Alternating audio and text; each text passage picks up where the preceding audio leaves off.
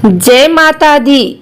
आज नवरात्रि के पहले दिन आइए सुनते हैं दुर्गा सप्तशती का पहला अध्याय। महर्षि ऋषि का राजा सूरत और समाधि को देवी की महिमा बताना। महर्षि मार्कंडे बोले, सूर्य के पुत्र सावर्णी की उत्पत्ति की कथा विस्तार पूर्वक कहता हूँ, सुनो। सावर्णी महामाया की कृपा से जिस प्रकार मनवंतर के स्वामी हुए, उसका भी हाल सुनो। पहले स्वारोचिस नामक राज्य था। वह प्रजा को अपने पुत्र के समान मानते थे, तो भी कोलाधिवंशी राजा उनके शत्रु बन गए। दुष्टों को दंड देने वाले राजा सूरत की उनके साथ लड़ाई हुई। कोलाविध्वंसियों के संख्या में कम होने पर भी राजा सूरत युद्ध में उनसे हार गए। तब वह अपने नगर में आ गए। केवल अपने देश का राज्य ही उनके पास रह गया और वह उसी देश के राजा होकर राज्य करने लगे। किंतु उनके शत्रुओं ने उन पर वहां आक्रमण किया। राजा को बलहीन देखकर उसके दुष्ट मंत्रियों ने राजा की सेना और खजाना अपने अधिकार में कर लिया।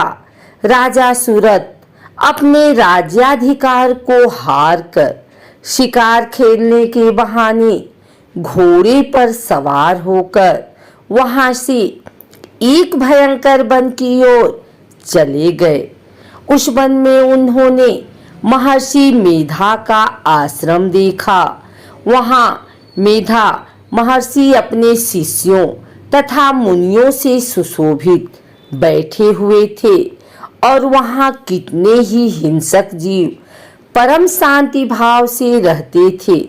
राजा सूरत ने महर्षि मेधा को प्रणाम किया और महर्षि ने भी उनका उचित सत्कार किया। राजा सूरत महर्षि के आश्रम में कुछ समय तक ठहरे।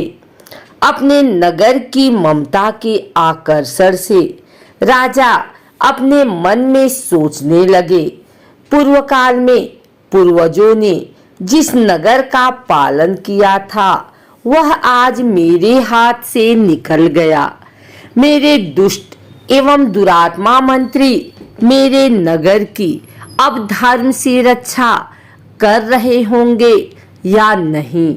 मेरा प्रधान हाथी, जो कि सदा मद की वर्षा करने वाला और सूरवीर था, मेरे बैरियों के वश में होकर न जाने क्या दुख भोग रहा होगा।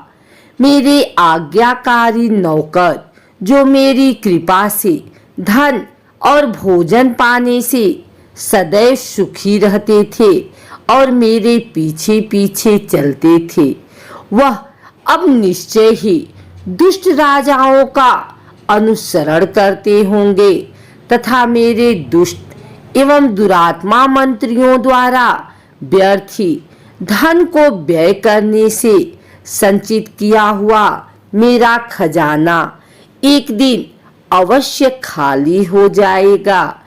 इस प्रकार की बहुत सी बातें सोचता हुआ राजा निरंतर दुखी रहने लगा।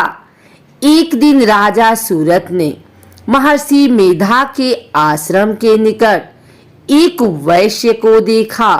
राजा ने उससे पूछा, भाई तुम कौन हो? यहाँ तुम्हारे आने का क्या कारण है और तुम मुझे शोकग्रस्त अनमने से दिखाई देते हो, इसका क्या कारण है? राजा के यह नम्र वचन सुन वैश्य ने महाराज सूरत को प्रणाम करके कहा। वैश्य बोला, राजन, मेरा नाम समाधि है। मैं धनियों के कुल में उत्पन्न एक वैश्य हूँ।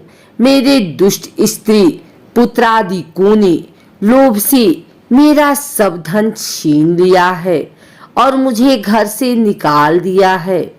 मैं इस तरह से दुखी होकर इस वन में चला आया हूँ और यहाँ रहता हुआ मैं इस बात को भी नहीं जानता कि अब घर में इस समय सब कुशल हैं या नहीं। यहाँ मैं अपने परिवार का आचरण संबंधी कोई समाचार भी नहीं पा सकता कि वह घर में इस समय कुशल पूर्वक हैं या नहीं। मैं अपने पुत्रों के संबंध में यह भी नहीं जानता कि वह सदाचारी हैं या दुराचार में फंसे हुए हैं। राजा बोले, जिस धन के लोभी स्त्री पुत्रों ने तुम्हें घर से निकाल दिया है, फिर भी तुम्हारा चित्त उनसे क्यों प्रेम करता है? वैश्य ने कहा, मेरे विषय में आपका ऐसा कहना ठीक है, किंतु मेरा मन इतना कठोर नहीं है। यद्यपि उन्होंने धन के लोभ में पड़कर पितृस्नेह को त्याग कर मुझे घर से निकाल दिया है, तो भी मेरे मन में उनके लिए कठोरता नहीं आती। हे महामते, मेरा मन फिर भी उनमें क्यों फंस रहा है, इस बात को जानता हुआ भी मैं नहीं जान रहा। मेरा चित्त उनके लिए क्यों दुखी है। मैं उनके लिए लंबी लंबी सांसें ले रहा हूँ। उन लोगों में प्रेम नाम को नहीं है। फिर भी ऐसे निस्नेहियों के लिए मेरा हृदय कठोर नहीं होता है। महर्षि मार्कंडेय जी ने कहा, हे ब्राह्मण, इसके पश्चात महाराज सूरत और वह वैश्य दोनों महर्षि मेधा के समीप गए और उनके साथ यथा योग्य न्याय संभाषण करके दोनों ने वार्ता आरंभ की। राजा बोले, हे भगवान, मैं आपसे एक बात पूछना चाहता हूँ, सो आप कृपा करके मुझे बताइए। मेरा मन अधीन नहीं है, इससे मैं बहुत दुखी हूँ। राज्य धनादि की चिंता अभी तक मुझे बनी हुई है और मेरी यह ममता अज्ञानियों की तरह बढ़ती ही जा रही है। और यह समाधि नामक वैश्य भी अपने घर से अपमानित होकर आया है। इसके स्वजनों ने भी इसे त्याग दिया है। स्वजनों से त्यागा हुआ भी यह उनसे हार्दिक प्रेम रखता है। इस तरह हम दोनों ही दुखी हैं। हे महाभाग, उन लोगों के लिए अवगुणों को देखकर भी हम दोनों के मन में उनके लिए ममता जनित आकर्षण उत्पन्न हो रहा है। हमारे ज्ञान रहते हुए भी ऐसा क्यों है? अज्ञानी मनुष्यों की तरह हम दोनों में यह मूर्खता क्यों है? महर्षि मेधा ने कहा, विषम मार्ग का ज्ञान सब जंतुओं को है। सबों के लिए विषय पृथक पृथक होते हैं। कुछ प्राणी दिन में नहीं देखते और कुछ रात को, परंतु कई जीव ऐसे हैं जो दिन तथा रात दोनों में देख सकते हैं। यह सत्य है कि मनुष्यों में ज्ञान प्रधान है, किंतु केवल मनुष्य ही ज्ञानी नहीं होता। पशु पक्षी आदि भी ज्ञान रखते हैं।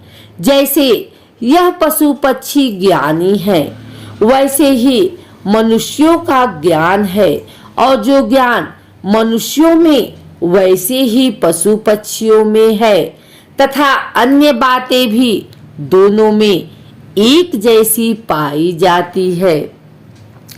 ज्ञान होने पर भी इन पक्षियों की ओर देखो कि अपने भूख से पीड़ित बच्चों की चोंच में कितने प्रेम से अन्न के दाने डालते हैं। हे राजन, ऐसा ही प्रेम मनुष्यों में अपनी संतान के प्रति भी पाया जाता है। लोभ के कारण अपने उपकार का बदला पाने के लिए मनुष्य पुत्रों की इच्छा करते हैं और इस प्रकार मोह के गड्ढे में गिरा करते हैं। भगवान श्री हरि की जो माया है उसी से यह संसार मोहित हो रहा है। इसमें आश्चर्य की कोई बात नहीं, क्योंकि वह भगवान विष्णु की योग निद्रा है। यह माया ही तो है जिसके कारण संसार मोह में जकड़ा हुआ है। यही माया भगवती देवी ज्ञानियों के चित्त को बलपूर्वक खींचकर मोह में डाल देती हैं और उसी के द्वारा संपूर्ण जगत की उत्पत्ति होती है। यही भगवती प्रसन्न होकर मनुष्य को मुक्ति प्रदान करती है। यही संसार के बंधन का कारण है तथा संपूर्ण ईश्वरों की भी स्वामिनी है। महाराज सूरत ने पूछा, भगवान वह देवी कौन सी है जिसको आप महामाया कहते हैं? हे ब्राह्मण, वह कैसे उत्पन्न हुई और उसका कार्य क्या है? उसके चरित्र कौन कौन से हैं? प्रभु, उसका जैसा प्रभाव हो, जैसा स्वरूप हो, वह सभी कृपा कर मुझसे कहिए, मैं आपसे सुनना चाहता हूँ। महर्षि मेधा बोले, वह देवी तो नित्य स्वरूपा है, उसके द्वारा यह संसार रचा गया है। तब भी उसकी उत्पत्ति अनेक प्रकार से होती है। वह सब आप मुझसे सुनो। वह देवताओं का कार्य सिद्ध करने के लिए प्रकट होती हैं। उस समय वह उत्पन्न हुई कहलाती हैं।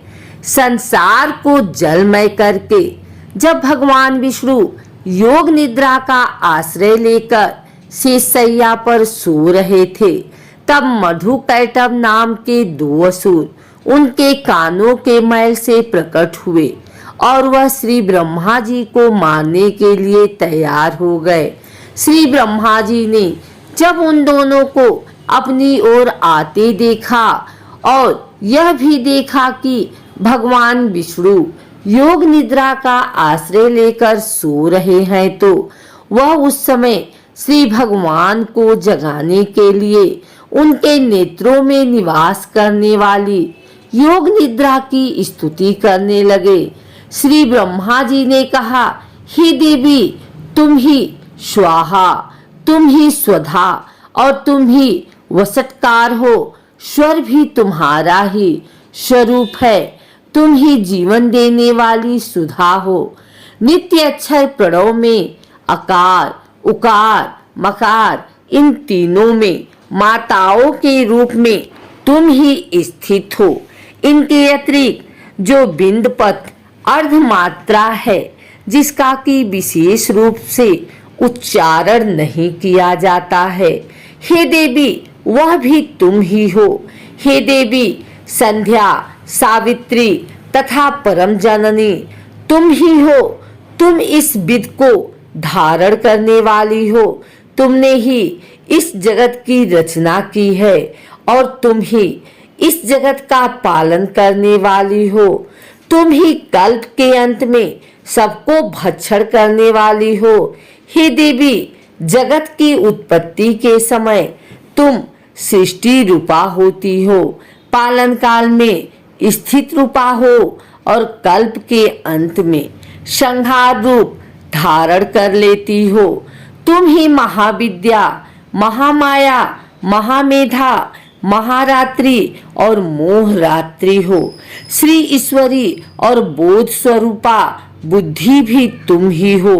लज्जा, पुष्टि, तुष्टि, शांति और क्षमा भी तुम ही हो। तुम खड्ग धारणी, शूल धारणी, घोर स्वरूपा तथा गदा, चक्र, शंख और धनुष को धारण करने वाली हो।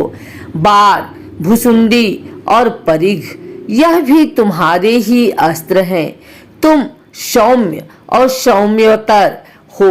यही नहीं बल्कि जितनी भी सौम्य तथा सुंदर वस्तुएं इस संसार में हैं, उन सब से बढ़कर सुंदर तुम हो, पर और अपर सबसे पर रहने वाली सुंदर तुम ही हो।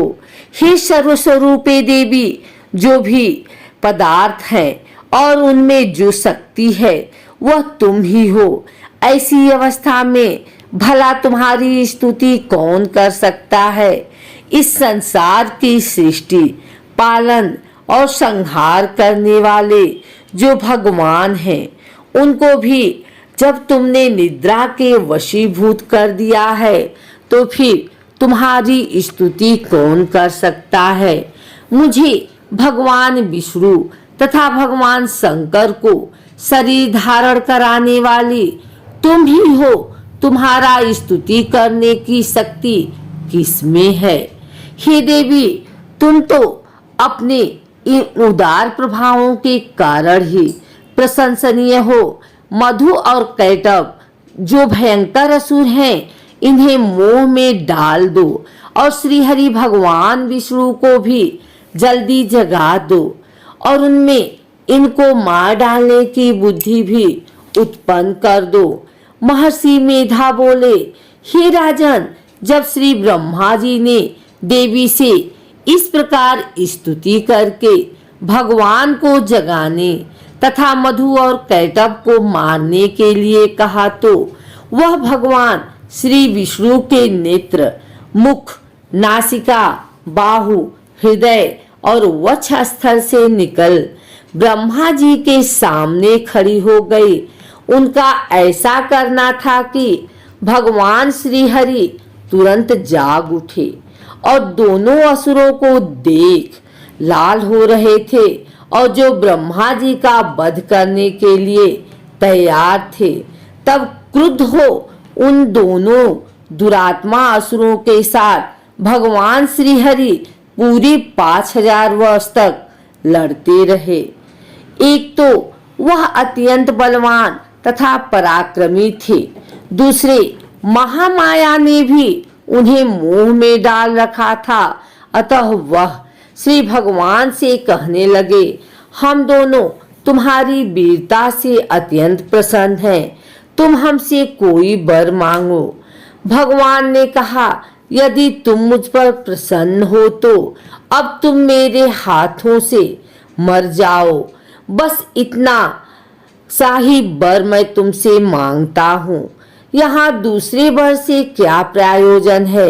महर्षि मेधा बोले, इस तरह से जब वह धोखे में आ गए और अपने चारों ओर जल ही जल देखा, तो भगवान श्री हरि से कहने लगे, जहाँ पर जल न हो, सूखी जमीन हो, उसी जगह हमारा वध कीजिए। महर्षि मेधा कहते हैं, तथास्तु कहकर भगवान श्री हरि ने उन दोनों को अपनी जांघ पर लिटाकर उन दोनों के सिर काट डाले। इस तरह से यह देवी श्री ब्रह्मा जी के स्तुति करने पर प्रकट हुई थी। अब तुमसे उनके प्रभाव का वर्णन करता हूँ, सो सुनो।